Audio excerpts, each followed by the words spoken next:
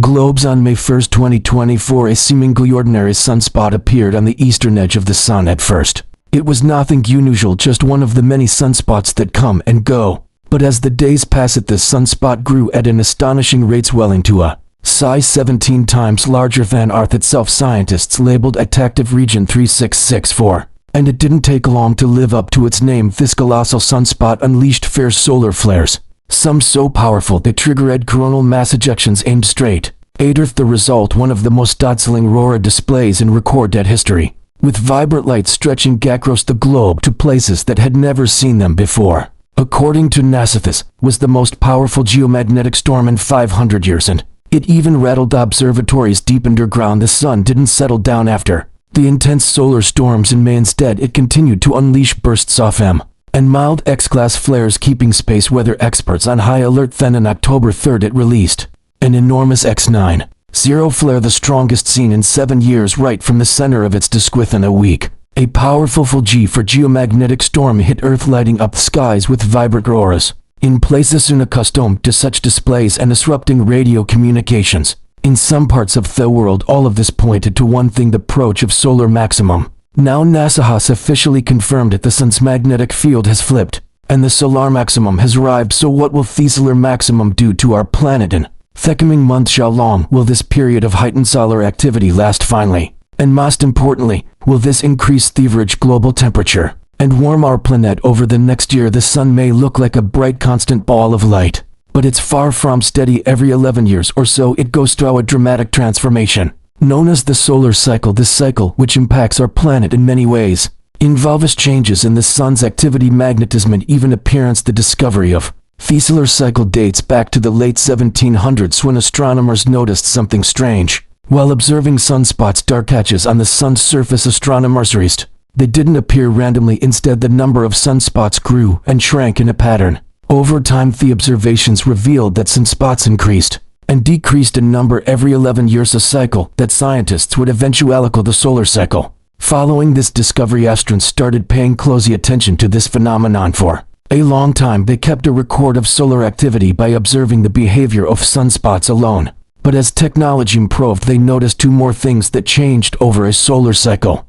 The first was the solar magnetic field. Our sun is a huge ball of charge, gas or plasma, and its magnetic field is constantly changing. Astronomers found that the magnetic field goes through a complete reversal of polarity with each solar cycle. This means that the solar magnetic north becomes south and the south becomes north. The pole reversal happens around a solar maximum, marking a cycle's midpoint. Another aspect of the sun that changes with the solar cycle is its overall activity, including solar wind flares and coronal mass ejections. This activity reaches its highest point at the solar maximum and its lowest at the solar minimum. Because of these findings, monitoring solar cycles now involves looking at solar activity and polarity reversal in addition to counting sunspots. Since the initial discovery of solar cycles, astronomers have tracked each cycle and assigned them numbers. We're currently in solar cycle 25, but each of the preceding 24 cycles had unique characteristics. While most followed the expected pattern of rising to a maximum with many sunspots and then declining into a quiet minimum, there were just strange periods in history that we still can't explain.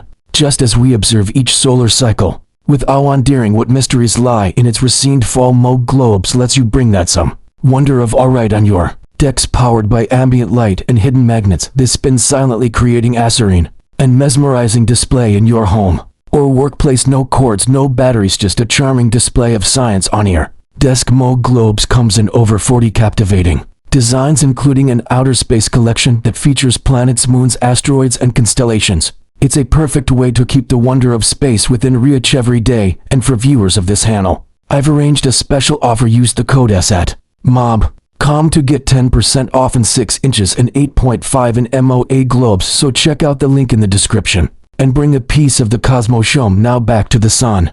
The first unexplained span is the M minimum, a period of extremely low solar activity between 1645 and 1715. During these 70 years, sunspots became almost inexistent, with astronomers observing only about 50 sunspots over the entire period compared to the thousands that typically appear in a single cycle. This extended solar minimum coincided with a time known as the Little Ice Age, when parts of the world experience colder than average temperatures. Rivers that rarely froze like the Thames and London iced over, and Europe faced hard winters. Following the minimum, the Dalton minimum occurred from about 1790 to 1830. Although less extreme, this period also had lower than average solar activity like the Mand minimum. The Delenn minimum coincided with a phase of cooler global temperatures, major volcanic eruptions.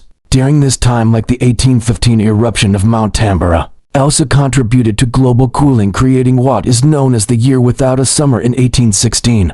When widespread crop failures and food shortages affected Europe and North America, solar cycle 24, which started in 2008, was particularly weak. Sunspot numbers in solar activity were well below average, marking it as one of the least active cycles. In over a century, scientists were surprised by its low intensity, as it had far fewer solar flares and coronal mass ejections than expected. As quiet cycle raised questions about what causes such variability in solar activity and whether a future grand minimum similar to the M minimum could occur. When the current solar cycle began in December 2019, it was predicted to be even weaker than the preceding cycle, but we were wrong. Solar cycle 25 beat all expectations in August 2024. The average daily sunspot number likely reached 299, more than double the anticipated value. This level has not been observed in more than 20 years. A fascinating twist in the current solar cycle is that its peak arrived sooner than scientists expected. When this cycle kicked off in December 2019, forecast aimed for a peak in July 2025 with around 5 sunspots. But by January 2020, for NOAA Space Weather Prediction Set adjusted its forecast now, expecting the peak to fall between January and October 2024, with a more intense estimate of 137 to 173 sunspots. On October 15, NASA confirmed that the solar maximum period had officially been. However, NASA's announcement didn't mean this is the highest level of solar activity we'll see while the sun has entered the solar maximum period. Identifying the exact peak of activity will take time. Scientists need to track solar activity for months, possibly years, to confirm the true peak, only determined after observing a sustained decline, and notably the past 2 years have already shown elevated activity, with frequent sunspots marking this active phase. Scientists now expect the sun to stay at its maximum phase for about another year before it begins its gradual slide back to a meter period known as the solar minimum. This means the next few months are going to be critical, and we can expect severe geomagnetic storms and spectacular auroral displays. Many powerful solar storms in recorded history have left a lasting impact on Earth. The Carrington event is the most famous and intense solar storm in record. It occurred on September 1st, stand 2nd 1859, when British astronomer Richard Carrington observed a massive solar flare. Just hours later, a coronal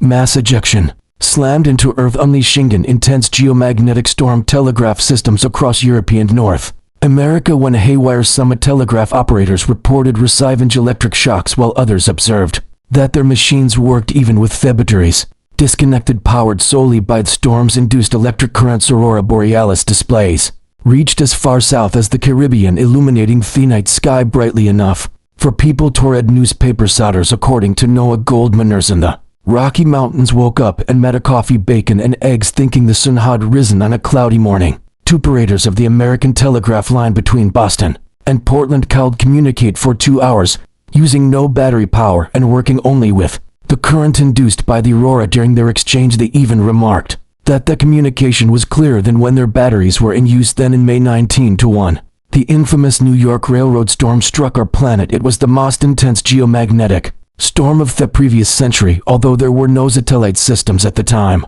it still wreaked havoc on Earth's electrical infrastructure. Notably, the storm caused a fire at a railway station in Brewster, New York, and disrupted railroad road signaling systems across the northeastern United States. In August 1972, a powerful solar storm struck Earth between the Apollo 16 and Apollo 17 missions to the moon. This solar event was so intense that had astronauts been in space at the time, they would have received lethal doses of radiation. It also set off unexplained chem explosions off the coast of Vietnam, as the intense magnetic activity triggered sensors into the mines. Then in March 1989, an intense solar storm brought Earth's modern electrical grid infrastructure to its knees in Quebec, Canada. The storm caused a major blackout, leaving about 6 million people without power for over 9 hours. The electrical grid collapse was so severe that it caused voltage instabilities and transformer damage across North America. The event highlighted the vulnerability of power grids to solar activity. and prompted new protective measures in energy systems. Worldwide, more recently in early 2022, a flare from the sun was powerful enough to cause geomagnetic storms, resulting in the loss of 40 newly launched Starlink satellites. Today, our society heavily relies on satellites and various technologies that need stable magnetic environments to function correctly. This dependence makes us more vulnerable to the effects of significant solar activity. Any disruption could lead to trillions of dollars in monetary losses and pose risks to life dependent on these systems. The potential impact of a Carrington-class event today has been estimated to result in damages ranging from 0.6 to $2.6 trillion in the US alone. Now we come to a crucial question. Does solar activity contribute to the increase in Earth's temperature, thereby causing global warming during solar maximum? There's a slight uptick in the total solar irradiance, the amount of solar energy reaching Earth, which can cause minor fluctuations in Earth's climate. However, these variations are relatively small and have a limited impact on global temperatures. This graph shows a relationship between solar activity and Earth's temperature up until the end of the 20th century. The amount of solar energy Earth receives has followed the sun's natural 11-year cycle of small ups and downs with no net increase since the 1950s. Over the same period, global temperature has risen markedly, indicating that the sun has not been the primary driver of the observed global warming trend over the past half-century. High solar activity can potentially impact NASA's EMIS missions. To the Moon mission guidelines are clear: avoid launches near solar storms. This is due to the danger that the high-energy particles from these storms pose to sensitive electronics and the risk of disrupted radio communication, which could make maintaining contact with the spacecraft tough if not impossible. But there's a surprising upside to all this solar activity. During intense solar periods, the sun's magnetic field effectively shields Earth and its satellites from cosmic rays originating beyond our solar system. This means that high solar active activity offers extra protection against cosmic rays, making satellites less vulnerable to the long-term damage these particles can cause. One of the most exciting things about the solar maximum period is the possibility of witnessing auroras when a coronal mass ejection collides with Earth's magnetic field. It sets off a mesmerizing chain of events. As the storm approaches, Earth's magnetic field acts like a shield, deflecting much of the charged particles, but the magnetic fields of Earth and the solar storm can link up, creating a funnel where charged gas streams down toward the day side of Earth's poles, forming a rare daylight aurora. As the storm continues, the magnetic field stretches further back like a rubber band until it snaps, sending gas streaming along magnetic field lines toward the night side poles. This results in the breathtaking nighttime aurora displays. While we usually think of auroras as green, especially energetic displays can illuminate the sky with dramatic red hues. These color variations are due to the type of particles and the altitude at which they interact. Green auroras occur when solar particles collide with oxygen at altitudes of 100 to 300 kilometers. Meanwhile, the rare red auroras, like the ones we witnessed in May, are produced when the particles interact with oxygen even higher up, between 300 and 400 km. For these red auroras to be visible to the naked eye, they must be at least 10 times brighter than their green counterparts, making them a truly spectacular sight. The best place to see the auroras include Canada, Alaska, Iceland, Norway, Sweden, Finland, Greenland, Tasmania, and southern parts of New Zealand, where they line up the night sky with breathtaking beauty. As we gear up for the solar maximum, it's a powerful reminder of our place within a vast dynamic universe, inspiring us to look past the routines of everyday life. In 2025, researchers confirmed that solar cycle 25 is far stronger than early predictions, with the sun releasing unusually frequent X-class flares. New reports indicate that after the intense geomagnetic storms of 2024, Earth's magnetic field remained slightly weakened, increasing the potential impact of upcoming CMEs. Scientists warn that the sun is expected to reach its highest activity level in 2025, posing elevated risks to satellites and global communication systems. They also predict the possible return of rare, bright red auroras in regions that have never seen them before. So thanks to you for watching.